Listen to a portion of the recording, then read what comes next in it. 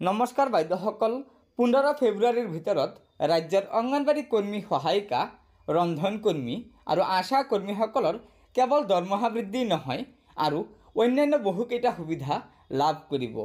এই সন্দৰ্ভত যোৱাকালি ৰাজ্যৰ মুখ্যমন্ত্ৰী হিমন্ত বিশ্ব শৰ্মা ডাঙৰীয়াই কেইবাটাও বৃহৎ ঘোষণা কৰিছে। গতিকে বাইদেউসকল বলক এটা ভিডিঅ' ক্লিপৰ জৰিয়তে মুখ্যমন্ত্ৰী ডাঙৰীয়াৰ যোৱা 15 জানুৱাৰীৰ এই গুৰুত্বপূৰ্ণ ঘোষণাকেইটা জানি লওঁ। তাৰ আগতে আপোনালোকক এটা অনুগ্ৰহ কৰি লগৰ বান্ধৱীসকলক এই ভিডিঅ'টো শ্বেয়াৰ কৰি আজিৰ এই সুখবৰকেইটা জনাই দিব।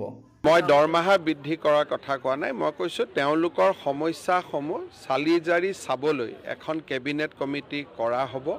ইতিমধ্যে কেবিনেট কমিটিখনৰ নটিফিকেশ্যন ইছ্যু কৰা হৈছে। মোৰ CM অফিচৰ টুইটত আপোনালোকে কেবিনেট কমিটিৰ নটিফিকেশ্যনখন পাব।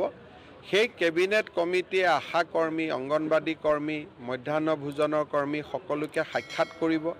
তেওঁলোকৰ দৰমহা বৃদ্ধিৰ লগতে আৰু বহুতো সমস্যা আছে, সমস্যাবিলাকৰ ওপৰত আলোচনা কৰি তেওঁলোকে কেবিনেটত প্ৰতিবেদন দিব।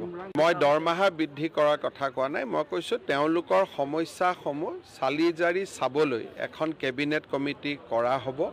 ইতিমধ্যে কেবিনেট কমিটিখনৰ নটিফিকেশ্যন ইছ্যু কৰা হৈছে। মোৰ CM অফিচৰ টুইটত আপোনালোকে কেবিনেট কমিটিৰ নটিফিকেশ্যনখন পাব।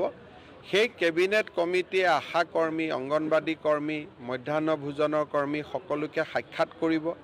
তেওঁলোকৰ দৰমহা বৃদ্ধিৰ লগতে আৰু বহুতো সমস্যা আছে, সমস্যাবিলাকৰ ওপৰত আলোচনা কৰি তেওঁলোকে কেবিনেটত প্ৰতিবেদন দিব। গতিকে বাইদেউসকল মুখ্যমন্ত্ৰী ডাঙৰীয়াৰ যোৱাকালিৰ মন্তব্যৰ পৰা আপোনালোকে নিশ্চয় জানিব পাৰিলে যে ৰাজ্য চৰকাৰে ৰাজ্যৰ অংগনবাড়ী কৰ্মী সহায়িকা, আশা কৰ্মী আৰু মধ্যাহ্ন ভোজনৰ ৰন্ধন কৰ্মী সহায়িকাসকলৰ কেৱল দৰমহা বৃদ্ধি কৰাই নহয়, অন্যান্য যিসমূহ সমস্যা আছে সেই সমস্যাসমূহো অতি শীঘ্ৰে সমাধান কৰিব।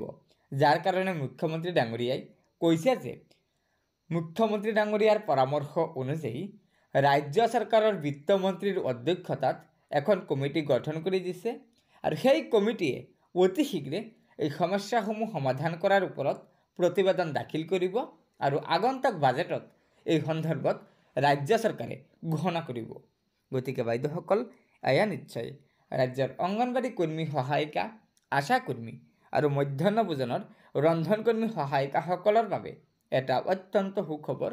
সেয়েহে লগৰ বান্ধৱীসকলক এই ভিডিঅ'টো শ্বেয়াৰ কৰি আজিৰ এই সুখবৰটো জনাই দিব আৰু নতুনকৈ অহা বাইদেউসকলে অনুগ্ৰহ কৰি আমাৰ এই চেনেলটো ছাবস্ক্ৰাইব কৰি ল'ব।